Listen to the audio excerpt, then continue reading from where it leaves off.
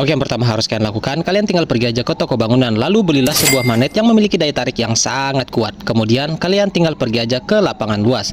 Lalu setelah itu kalian tinggal arahkan aja magnet yang udah kalian beli tadi untuk mengarah ke atas. Dan secara otomatis semua benda yang mengandung logam yang lewat di atas magnet kalian akan tertarik. Ya, mungkin ada beberapa benda yang bukan pesawat yang kalian tangkap, tapi tunggu aja. Dan saat ada pesawat yang lewat di atas magnet kalian, boom. Begitulah cara mencari pesawat. Udah kan? Selamat mencoba.